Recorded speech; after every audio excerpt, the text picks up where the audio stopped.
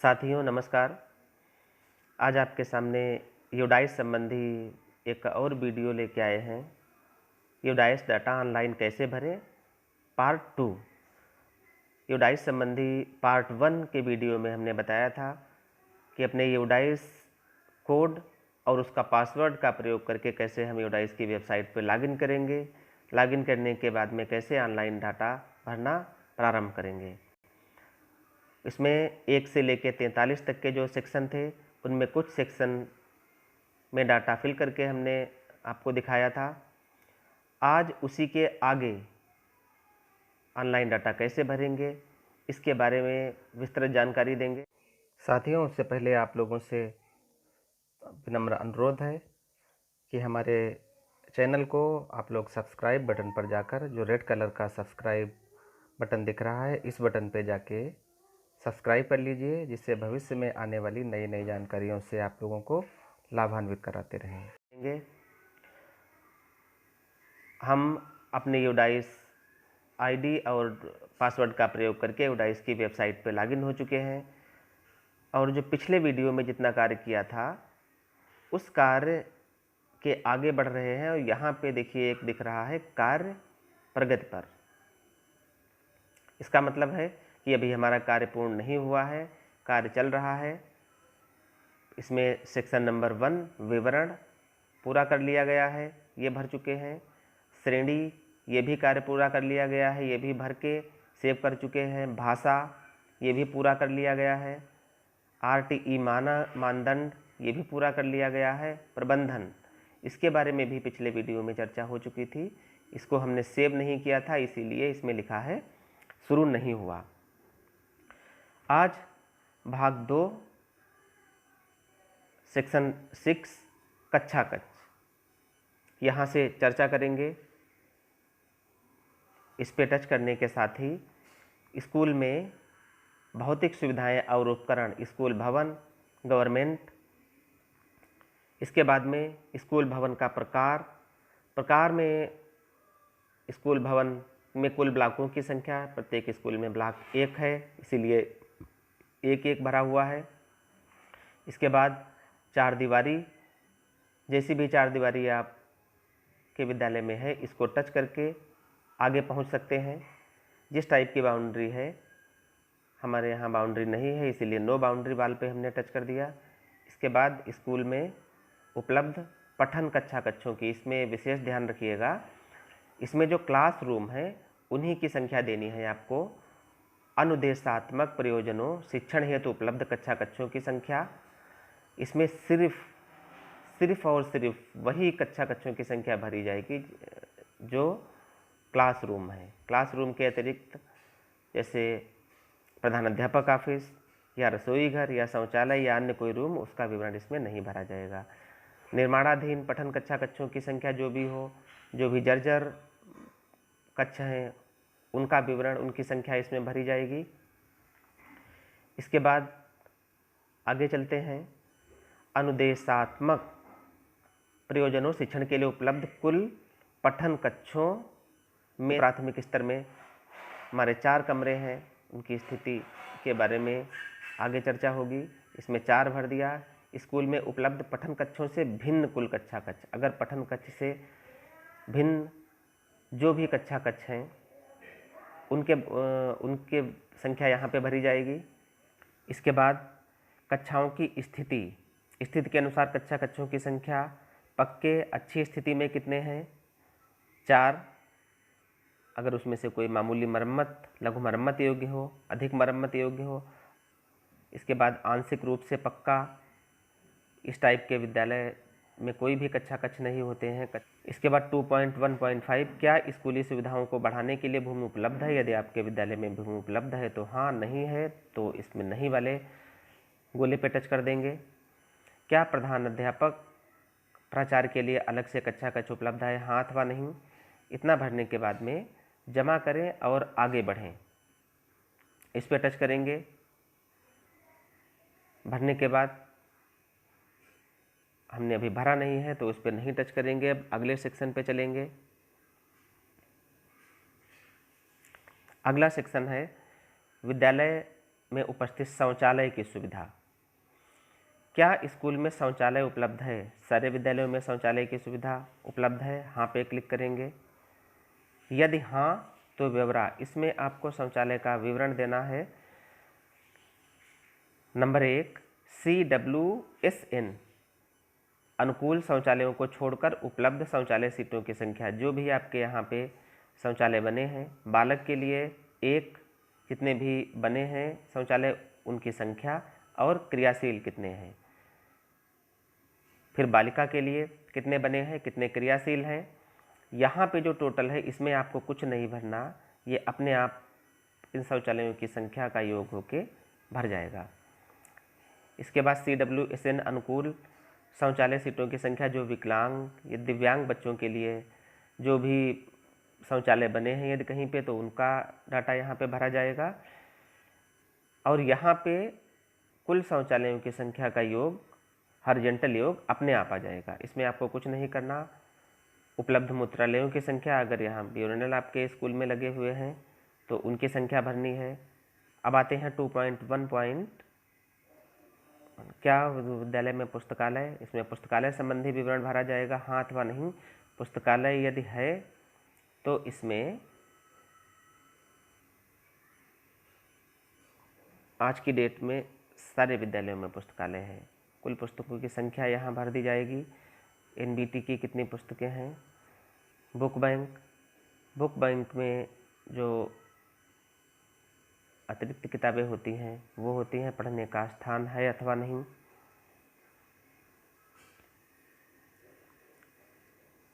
इसके बाद आते हैं, क्या स्कूल में पूर्णकालिक पुस्तकालय अध्यक्ष, इनमें कोई भी किसी प्रकार की समस्या का सामना आपको नहीं करना पड़ेगा, सिर्फ हाँ ना भरना है। चलिए अब सीधे चलते हैं अगले सेक्शन पे, आगे बढ़ते हैं। भर के आप लोगों को यहाँ पे जमा करें और आगे बढ़ें। भरने के बाद में हमने भरा नहीं है अभी, तो हम सेक्शन 2.2.1 से 2.2.3 स्कूल में भौतिक सुविधाएं एवं उपकरण, इनका विवरण भरना होगा। यहाँ पे स्कूल में निम्नलिखित उपकरण मौजूद हैं अथवा नहीं। ऑडियो विजुअल जन संबोधन प्रणाली। ऑडियो मीन्स आपके विद्यालय में माइक सिस्टम, साउंड सिस्टम है अथवा नहीं। विजुअल मीन्स प्रोजेक्टर या LED TV या अन्य कुछ है अथवा नहीं। हाँ अथवा नहीं आपको भरना है। इनमें विज्ञान किट है तो हाँ, नहीं है तो नहीं। गणित किट, बायोमेट्रिक्स उपकरण है अथवा नहीं। इसके बाद भरने के पश्चात जमा करें और आगे बढ़ें पे क्लिक करेंगे और अगले सेक्शन में पहुंच जाएंगे। इसके पश्चात जिन विद्यालयों में कंप्यूटर संबंध उपलब्ध हैं, कंप्यूटर की उपलब्धता है, उन लोगों को ये सेक्शन भरना है। क्या स्कूल में कंप्यूटर लैब उपलब्ध है, हाँ अथवा नहीं। यदि है तो उसके बाद उसका पूरा विवरण नीचे भरना होगा। पूरा विवरण भरने के पश्चात में 2.3.4 क्या पढ़ाने के लिए ICT आधारित उपकरणों का उपयोग किया जाता है। ICT मतलब इंफॉर्मेशन एंड कम्युनिकेशन टेक्नोलॉजी। यदि आप लोग मोबाइल या लैपटॉप या प्रोजेक्टर का प्रयोग करके बच्चों को पढ़ाते हैं तो हाँ पे क्लिक कर दीजिए। प्रति सप्ताह कितने घंटे बिताए गए, कितने घंटे पढ़ाते हैं, उनकी संख्या यहाँ पे भरनी है। इसके पश्चात जमा करें और आगे बढ़ें। आगे बढ़ें पे क्लिक कर देंगे। इसके पश्चात हम अगले सेक्शन में पहुंच गए। सेक्शन 3.1 एंड 3.2 शैक्षणिक एवं गैर शैक्षणिक कर्मचारी स्टाफ। इसमें आपके विद्यालय में जो भी लेखाकार, पुस्ती है, उनकी संख्या यहाँ पे भरनी है। इसके पश्चात 3.2 में मौजूद शिक्षकों की संख्या। शिक्षकों की संख्या नियमित, यहाँ पे विद्यालय में नियुक्त प्रधानाध्यापक या सहायक अध्यापक जो भी हों उनका टोटल यहाँ पे भरा जाएगा। शिक्षकों की संख्या संविदा, यहाँ पे विद्यालय में कार्यरत कुल शिक्षा मित्रों की संख्या भरी जाएगी। इस वाले ब्रैकेट में विद्यालय में कार्यरत अनुदेशक की संख्या भरी जाएगी। कुल शिक्षकों में से कितने शिक्षकों के पास आधार नंबर है। आज की डेट में आधार नंबर सभी के पास होगा, संख्या भर देंगे। इसके पश्चात जमा करें और आगे बढ़ें। इस पर क्लिक करके अगले सेक्शन में पहुंच जाएंगे।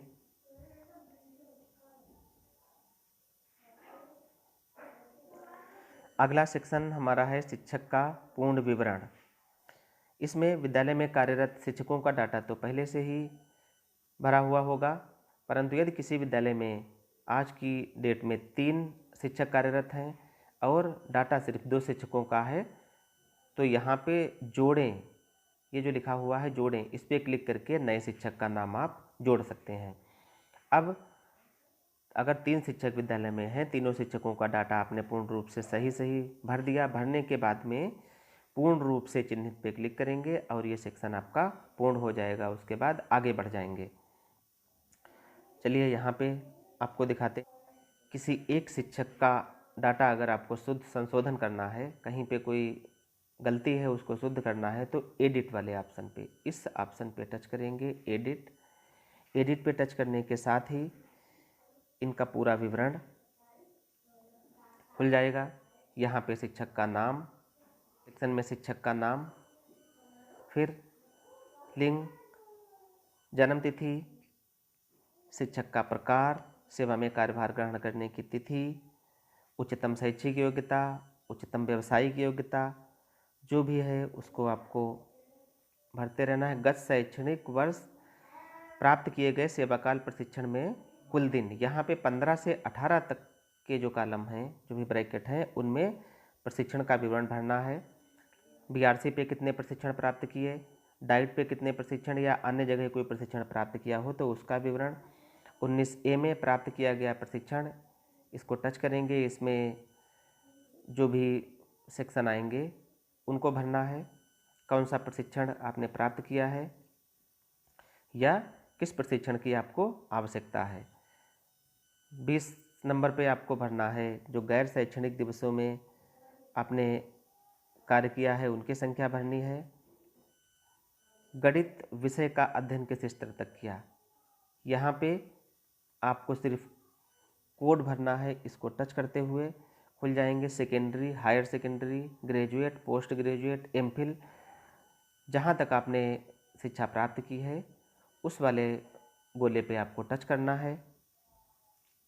इसी प्रकार अन्य भाषाओं में भी जहाँ तक आपने शिक्षा प्राप्त की है उनको टच करते रहेंगे। 27 नंबर में विकलांगता के प्रकार में यदि कोई हो तो CW, 28 नंबर में CWSN अध्यापन है तो प्रशिक्षित, यदि विकलांग बच्चों को पढ़ाने में या उनको ट्रेन करने के लिए आप प्रशिक्षित हैं तो हाँ अथवा नहीं पे।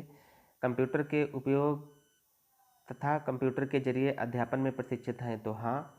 इसके बाद अपना मोबाइल नंबर और ईमेल आईडी, इतना भरने के बाद जमा करें पे टच कर देंगे। जमा करते ही देखिए एक यहाँ पे छूटा था, नाम नहीं भरा था, नाम भर देंगे।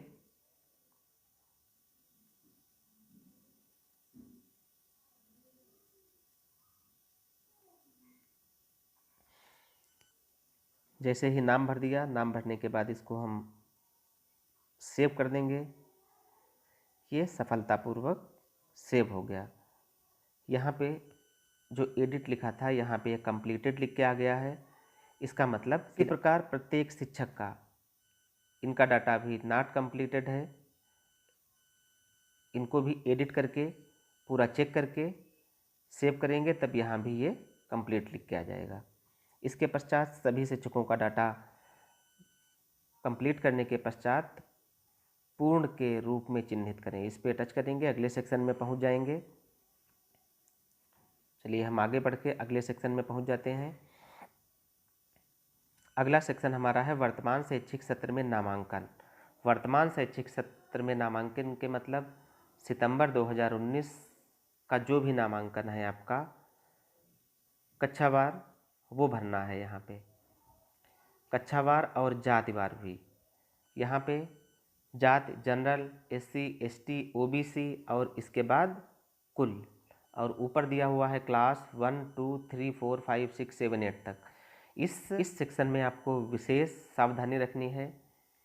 इसमें जो अल्पसंख्यक बच्चे हैं उनको 2 कैटेगरी में वितरित करके, 2 भागों में विभाजित करके, जैसे किसी विद्यालय में अल्पसंख्यक समुदाय के 10 बच्चे हैं, 5 बच्चे उसमें जनरल और 5 बच्चे OBC। तो 5 जो जनरल वाले बच्चे हैं उनको हिंदू जनरल जो बच्चे हैं उनमें जोड़ते हुए यहाँ पे भरा जाएगा। और जो ओबीसी मुस्लिम वर्ग के जो ओबीसी बच्चे हैं उनको हिंदू ओबीसी बच्चों के साथ में जोड़कर यहाँ पे आपको लिखना है। इसीलिए आपने देखा होगा इसमें अल्पसंख्यक का कॉलम नहीं है। अब नीचे बढ़ते हैं। कुल नामांकन में से अल्पसंख्यक समूह से संबंधित नामांकन का विवरण। यहाँ पे जो भी संख्या आपने ऊपर भरी है, कुल बच्चों में से कितने अल्पसंख्यक समुदाय के बच्चे हैं, ऊपर जो संख्या भरी है उसी में से निकाल के यहाँ पे भरना है कि आपके जो ऊपर कुल नामांकन, यहाँ पे अगर 10 बच्चे आपने भरे हैं तो 10 बच्चों में से कितने अल्पसंख्यक समुदाय के बच्चे हैं। सपोज करिए 10 में से 5 बच्चे हैं तो 5 यहाँ पे भर देने हैं। इसी प्रकार क्लास वाइज और जाति वाइज देख के अपना जैसा भी हो वैसा भर देंगे। जमा करें पे क्लिक कर देंगे। जमा करने पे क्लिक करने के पश्चात डाटा आपका सेव हो जाएगा। यदि कहीं पे गलती होगी तो एरर दे आ जाएगा।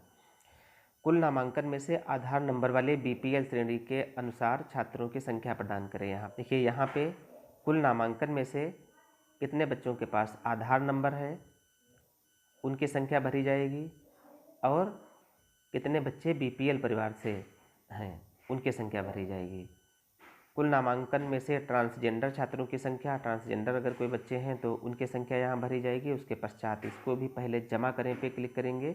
तत्पश्चात पूरा और अगला ऊपर वाले जो सेक्शन हैं इनको जमा करें, और यहाँ भी जमा करें और यहाँ भी जमा करें। 3 बार जमा करें पे क्लिक करने के बाद में लास्ट में पूरा और अगला पे क्लिक करेंगे। इसके पश्चात हम अगले सेक्शन में पहुँचते हैं। अगला सेक्शन है हमारा कुल नामांकन। इसमें आपको क्लास में कुल नामांकन का विवरण भरना है। कक्षा 6 में कितने बालक बालिका, 7 में कितने बालक बालिका, 8 में कितने बालक बालिका। अब वर्तमान शैक्षिक सत्र में कक्षा के तहत नामांकन आयु, इसमें आपको आयु को ध्यान में रखते हुए विवरण भरना है। यहाँ पे कक्षा 6 में जो भी सेक्शन यहाँ पे बने हुए हैं, कक्षा 6 का बच्चा यहाँ से लेके यहाँ तक रह सकता है, कक्षा 7 का बच्चा यहाँ से लेके यहाँ तक, कक्षा 8 का बच्चा यहाँ से लेके यहाँ तक। मतलब कक्षा 6 का बच्चा 9 साल से छोटा नहीं हो सकता। आपको भरना है कि किस आयु का बच्चा कहाँ पे भरा जाएगा, देख के अपना भर दीजिएगा। और यहाँ पे जो टोटल पीछे से मैच करना चाहिए, जो आपने कुल नामांकन भरा है उससे ये टोटल मैच करना चाहिए। अगर ये मैच नहीं करेगा तो यहाँ पे एरर दिखाएगा, सेव डाटा सेव नहीं होगा। भरने के पश्चात जमा करें और आगे बढ़ें पे टच कर देंगे। अगले सेक्शन में पहुँच जाएंगे। इस सेक्शन में आपको ये भरना है कि आपके विद्यालय में हिंदी माध्यम से कितने बच्चे पढ़ रहे हैं और अंग्रेजी माध्यम से कितने बच्चे पढ़ रहे हैं। क्योंकि हमारा विद्यालय सिर्फ हिंदी माध्यम से संचालित है, अतः हम यहाँ पे जो भी बच्चों का कुल नामांकन है वो संख्या यहाँ पर ठीक वही संख्या यहीं पे भर देंगे। यानी हमारे विद्यालय के सारे बच्चे हिंदी माध्यम से ही शिक्षा ग्रहण करते हैं। बढ़ें पे क्लिक करेंगे, अगले सेक्शन में पहुंच जाएंगे।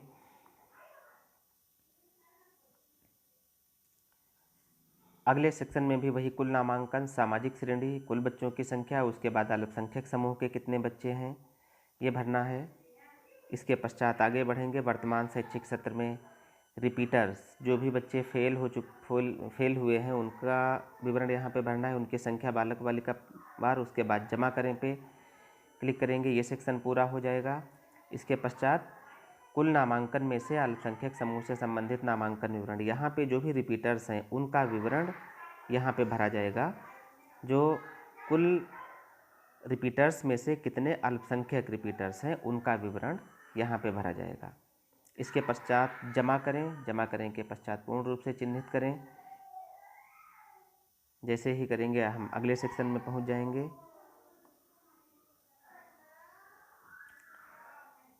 अगला सेक्शन है कुल नामांकन। कुल नामांकन पहले से ही भरा होगा। इसके बाद आपके विद्यालय में विशेष आवश्यकता वाले बच्चे CWSN विकलांग बच्चों का विवरण इसमें भरना है। कितने बच्चे किस टाइप के विकलांग हैं ये सब लिखा हुआ है यहाँ पे। ब्लाइंडनेस, लो विजन, किस टाइप के विकलांग हैं उनकी संख्या कक्षा वाइज यहाँ पे भर देनी है। इसके पश्चात जमा करें और आगे बढ़ें पे क्लिक कर देंगे। अगले पेज पे पहुँच जाएंगे। अगला पेज बच्चों को दिए गए प्रोत्साहन एवं सुविधाएं। गत सत्र का मतलब है सत्र 18 और 19 में जो प्रोत्साहन दिए गए। फ्री टेक्स्ट बुक, जाति वाइज कितने बच्चों को पुस्तकें उपलब्ध कराएंगे। सामान्य जाति बालक बालिका, अनुसूचित जाति बालक बालिका, अनुसूचित जनजाति बालक बालिका, अन्य पिछड़ा वर्ग बालक बालिका। यहाँ मुस्लिम अल्पसंख्यक, अन्य अल्पसंख्यक समूह, यहाँ पे भी वही विशेष ध्यान देना है। यहाँ पे सामान्य जाति में हिंदू सामान्य जाति के बच्चे और मुस्लिम सामान्य जाति या कोई भी अन्य अल्पसंख्यक समूह है उन बच्चों का योग यहाँ पे भरा जाएगा। और अन्य पिछड़े वर्ग में भी हिंदू अन्य पिछड़े वर्ग के बच्चे और मुस्लिम या अन्य अल्पसंख्यक समूह के बच्चों का योग यहाँ पे भरा जाएगा। अब मुस्लिम अल्पसंख्यक, जो भी विद्यालय में कुल मुस्लिम बच्चे हैं उनको यहाँ पे, या अन्य कोई अल्पसंख्यक बच्चे हैं तो उनका विवरण यहाँ पे। लेकिन यहाँ पे ध्यान रखना है कुल बच्चे हिंदू मुस्लिम दोनों का योग यहाँ पे रहेगा। इसके बाद यूनिफॉर्म या ट्रांसपोर्ट, जो भी सुविधाएं प्राप्त दी गई हैं उनकी संख्या यहाँ पे भरेंगे। जमा करने के पश्चात पूरा और अगला आगे बढ़ें। अगले सेक्शन में CWSN जो विकलांग बच्चों को दी गई सुविधाएं हैं उनको जो भी सुविधाएं दी गई हों उनकी संख्या यहाँ पे भरेंगे और इसको भी जमा करें और आगे बढ़ें पे क्लिक कर देंगे। इसके साथ ही अगले सेक्शन में पहुँच गए प्रारंभिक स्तर पर वार्षिक परीक्षा के परिणाम। कक्षा 8वीं का गत वर्ष का परीक्षा परिणाम, इसमें आपको ध्यान रखना है सत्र 2018-19 शैक्षिक सत्र में जो कक्षा 8 की या 5 की परीक्षा हुई थी उनकी संख्या यहाँ पे भरनी है। उनकी संख्या भरने के पश्चात कितने बच्चे इसमें सम्मिलित हुए थे, कितने बच्चे उत्तीर्ण हुए, और ऐसे बच्चों की संख्या जिनको 60% अथवा 60% से ज़्यादा अंक मिले हैं उनकी संख्या यहाँ पे भरनी है। इसके पश्चात जमा करें और आगे बढ़ें पे क्लिक करेंगे। हम आ गए अगले सेक्शन पे, भाग 8 प्राप्ति और व्यय। इसमें आपको विद्यालय प्रबंध समिति खाते में जो भी या अन्य किसी खाते में जो भी धन प्राप्त हुआ है उसका विवरण, स्कूल संयुक्त अनुदान जो भी धन प्राप्त हुआ, पुस्तकालय अनुदान, खेल एवं शारीरिक शिक्षा अनुदान, SMC के प्रशिक्षण हेतु अनुदान, बड़े मरम्मत कार्य हेतु अनुदान, विद्यालय को मरम्मत के लिए कोई भी मिला है उसका अनुदान, गैर शैक्षणिक कर्मचारी किसी NGO ने कोई धनराशि दी है या अन्य कहीं से जो धनराशि मिली है उसका विवरण। 8.3 में क्या स्कूल में निम्नलिखित के लिए संपत्ति सूची पंजिका रख रखाव पंजिका बनी हुई है। ICT मदें, खेल विवरण, ICT मतलब लैपटॉप, प्रोजेक्टर या अन्य कोई ऐसा सिस्टम हो जो विद्यालय में उपलब्ध हो उसकी उपलब्धता है अथवा नहीं, खेल उपकरण, पुस्तकालय की किताब है अथवा नहीं। इतना करने के बाद में जमा करें और आगे बढ़ें। इसके बाद अगला है PGI और अन्य संकेतक। इसमें शिक्षकों की संख्या जिनके पास आधार अथवा विशिष्ट ID है संख्या भरी जाएगी। इसमें कोई बहुत विशेष भरना नहीं, इसमें सिर्फ आपको हाँ अथवा ना भरना है। क्या स्कूल PFMS के तहत पंजीकृत है, इसमें हाँ करेंगे। अन्य संकेतक, क्या स्कूल में यूथ क्लब का गठन किया गया, जैसा भी हो हाँ अथवा ना करने के पश्चात नीचे बढ़ते चले जाएंगे। क्या आपदा प्रबंधन योजना तैयार है अथवा नहीं, जैसा भी हो हाँ अथवा ना करने के पश्चात में जमा करें और पूर्ण करें। अब प्रत्येक सेक्शन में डाटा फिल कर देंगे। इसके पश्चात आप 41 नंबर जो पॉइंट है इसमें पहुँचेंगे। इस पे लिखा है भरे हुए गए डाटा का सत्यापन। ऊपर सारी फील्ड भरने के बाद में जैसे ही इसको आप टच करेंगे आपका डाटा वेरीफाई हो जाएगा, और उस समय अगर डाटा भरने में आपने कोई गलती की है तो वो गलतियां बता देगा, फिर उसको बैक जाके सही कर देंगे। इसके बाद 42 पे लिखा है जो भी आपने डाटा भरा हुआ है उसको अपने मोबाइल में उसका DCF डाउनलोड करने के लिए, ये भी रेड है, बाद में ग्रीन हो जाएगा। तत्पश्चात डाउनलोड करने के पश्चात में अंत में 43 नंबर जो है इसको बिल्कुल अंत में आपको प्रमाणित कर देना है। बस प्रमाणित करने के बाद में आपका जो भी ऑनलाइन डाटा भरने का काम था पूर्ण हुआ। साथियों, आशा करते हैं इस वीडियो के माध्यम से यूडाइस 2019-20 का डाटा ऑनलाइन भरने के लिए जो भी जानकारी मेरे द्वारा दी गई है उससे आप लोग लाभान्वित होंगे। और आप लोगों से एक अनुरोध है कि अगर हमारा वीडियो अच्छा लगा तो इसको लाइक करें और शेयर करें, और जो भी हमने चैनल शुरू किया है इसको आप लोग सब्सक्राइब कर लीजिए, जिससे बेसिक शिक्षा से संबंधित जो भी जानकारियाँ होंगी उसको समय समय पर हम आपको अवगत कराकर लाभान्वित करवाते रहेंगे। इसी आशा के साथ आप सभी लोगों को बहुत बहुत धन्यवाद।